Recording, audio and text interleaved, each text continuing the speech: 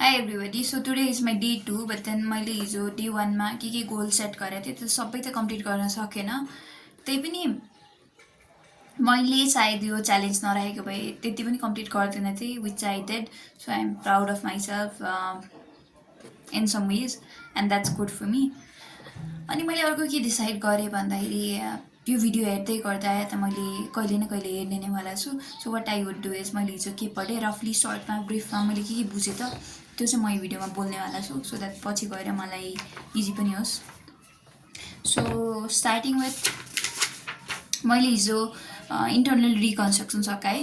So internal reconstruction भने चाहिँ के थियो भन्दाखेरि कुनै पनि कम्पनीको यदि ब्यालेन्स सिट खराब छ भने त्यो कम्पनीलाई चाहिँ कसरी राम्रो देखाउने, एउटा कम्पनीमा प्रफिट एन्ड लस कसरी प्रफिट एन्ड लस यो डेबिट साइडमा हुन्छ नि त्यसलाई कसरी नदेखाउने, या त कुनै पनि कम्पनीको मिसलिनियस एक्सपेन्सेस या त यो डिस्काउन्ट फर इस्यु यस्तोहरू छ नि सो यिनीहरूलाई चाहिँ कसरी नदेखाउने भन्ने टाइपको एउटा पर्सपेक्टिभ हो। सो कुनै पनि एउटा नराम्रो कम्पनी, कुनै पनि एउटा बिमारी कम्पनी भनौँ न, कुनै पनि एउटा बिरामी कम्पनीलाई कसरी चाहिँ ठिक बनाउने अनि उसको ब्यालेन्स सिटलाई कसरी राम्रो बनाउने। So that's all overall. अनि यसको चाहिँ मेजर सिक्नुपर्ने कुराहरू भने चाहिँ के थियो भन्दाखेरि त्यहाँनिर इन्ट्रिजहरू थियो। सो क्वेसनले के भन्न खोजेछ, कसैले फर्गो गरेछ कि कसैले के गरेछ, स्प्लिट भएको छ कि के छ त्यो हेर्नुपर्ने थियो।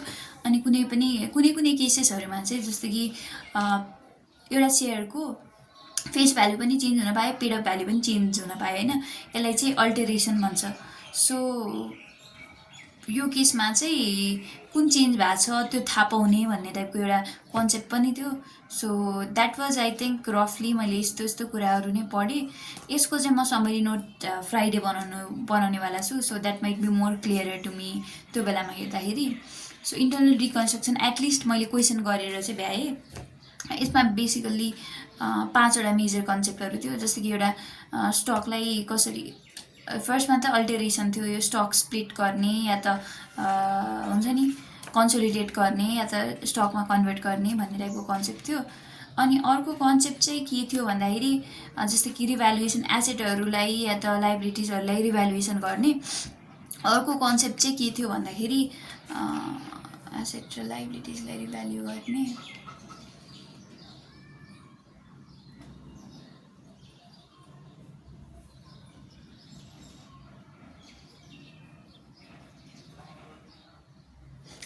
भेरिएसन अफ सेयर होल्डर्स राइटहरू। सो सेयर होल्डर्सको राइटहरूलाई चाहिँ भेरिएसन गराउने।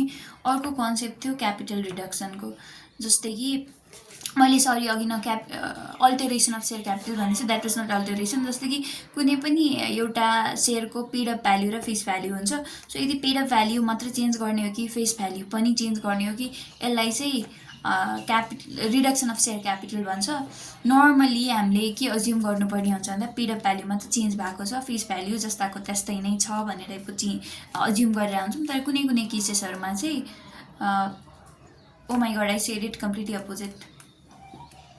नर्मली चाहिँ हामीले फेस भ्याल्यु र पेड अफ भ्याल्यु सँगै चेन्ज भएको अज्युम गरिरहेको हुन्छौँ।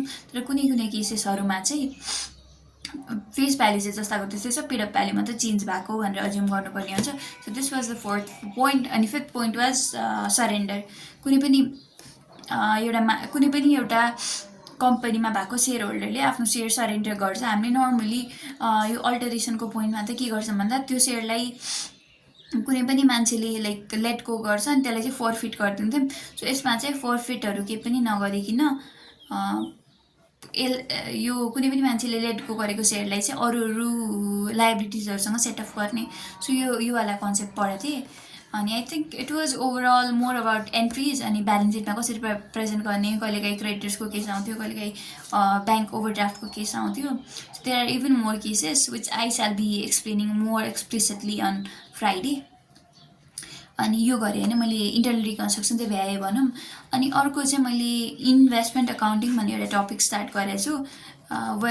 Where what I learn is investment accounting भनेको चाहिँ एउटा इन्भेस्टरको पर्सपेक्टिभबाट इन्भेस्टरले चाहिँ कुनै पनि अब लगानी गरेछ भने उसले आफ्नो बुकमा कसरी रेकर्ड गर्ने भन्ने टाइपको एउटा पर्सपेक्टिभ हो।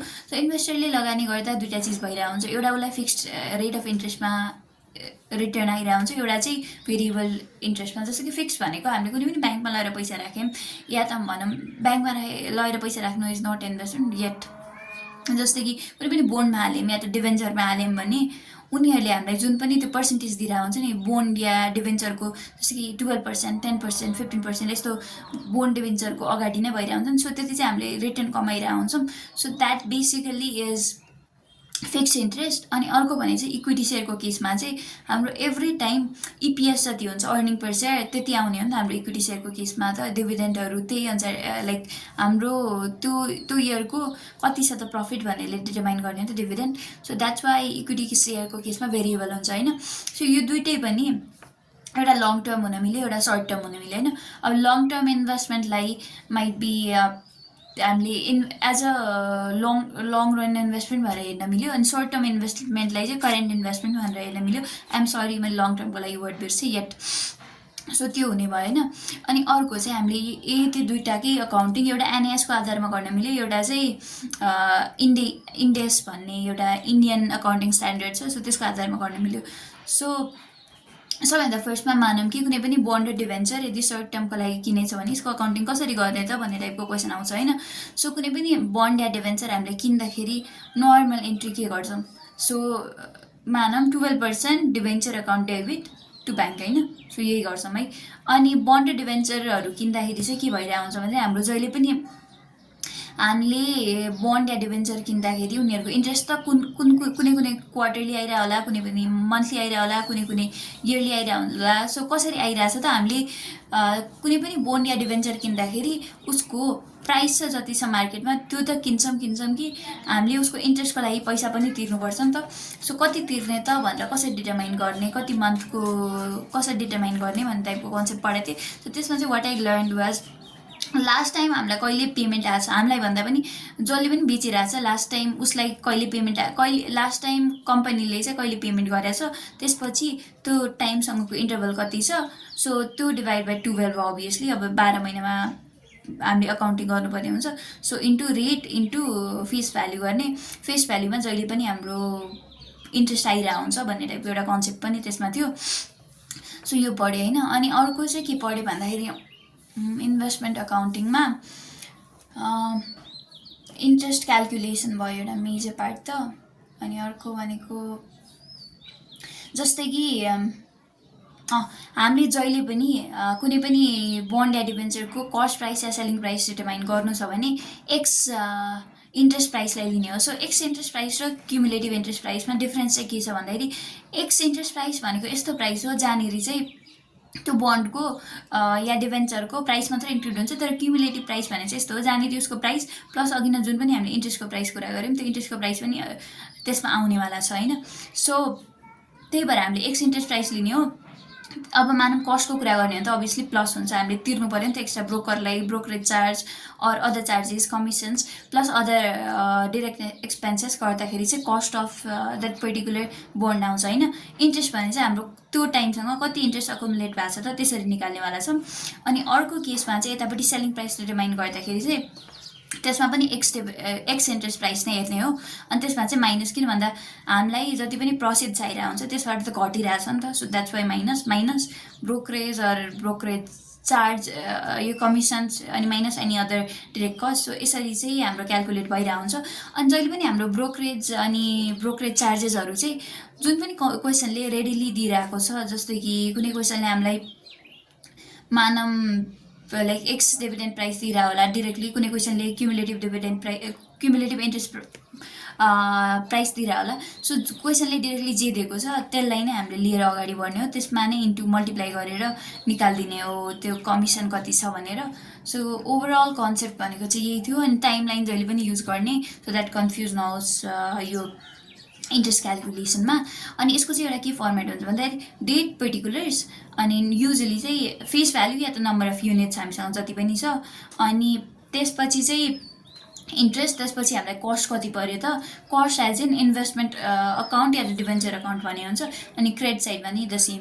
सो यसमा चाहिँ मैले एउटा के लर्निङ गरेको थिएँ भन्दाखेरि मैले युजली वर्किङ नोट अलि रफ बनाइरहेको थिएँ। So if you could make some kind of fair working note tabular फर्ममा या त जसरी पनि वर्किङ नोट बनाउने, अनि अर्को चाहिँ भ्याल्यु फुलमा राखिदिँदाखेरि चाहिँ अलि इजी हुन्छ। सो फुलमै भ्याल्यु राखेर क्यालकुलेसन गरिदिने, सो द्याट पछि गाह्रो नहोस्। यति नै थियो। अनि आई थिङ्क ओभरअल मैले यति नै पढेँ। यसको पनि अरू पोर्सनहरू चाहिँ I'm continuing on Saturday only, sorry Friday only. So Friday चाहिँ I have allocated like 4 more hours for this content and half an hour for writing summary about this. So यति नै थियो मैले पढेको।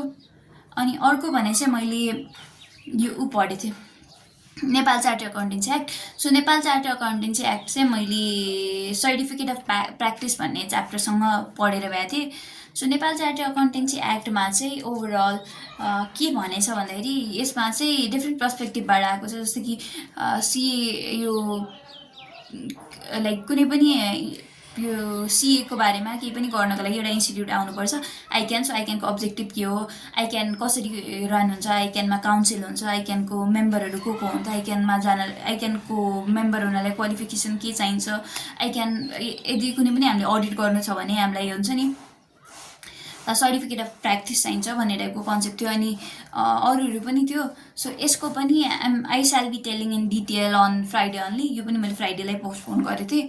अनि अर्को पार्ट भन्ने चाहिँ मैले कोड अफ एथिक्स हेरेको थिएँ होइन। सो कोड अफ एथिक्समा चाहिँ the major portion I studied was कुनै पनि एउटा अडिटरलाई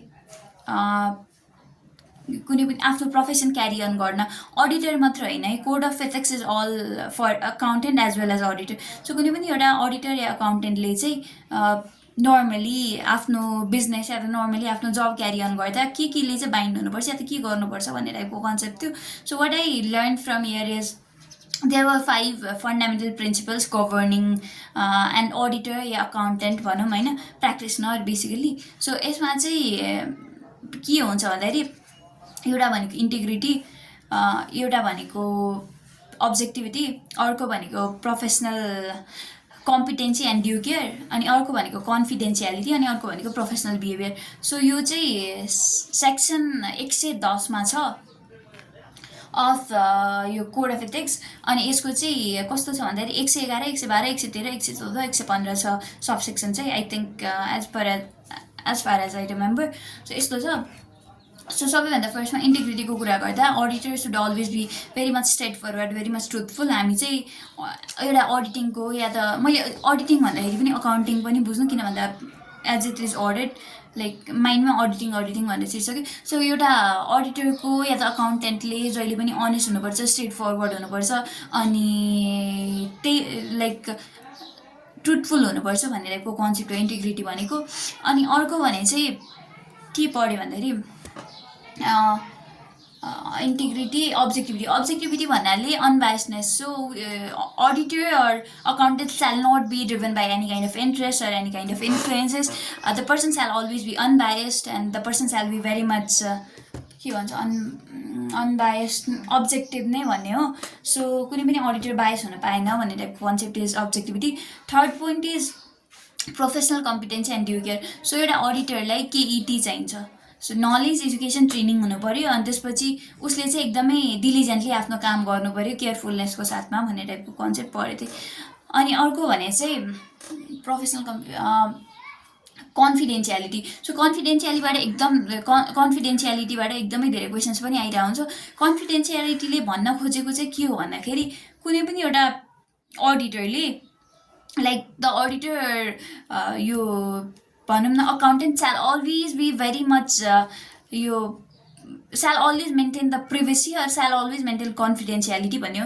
हामीले लमा पनि क्याप 1मा एउटा फिड्युसियरी रिलेसनसिप भनेर पढेको थियौँ, जहाँनिर चाहिँ लाइक यो क्लाइन्ट र डक्टर भन्ने पनि थियो, त्यसमा अडिटर र क्लाइन्ट पनि हो। सो यसमा चाहिँ हामीले एकदमै कन्फिडेन्सियल इन्फर्मेसनहरू, एकदमै प्राइभेट इन्फर्मेसनहरू राखिरहेको हुन्छ नि त क्लाइन्टको।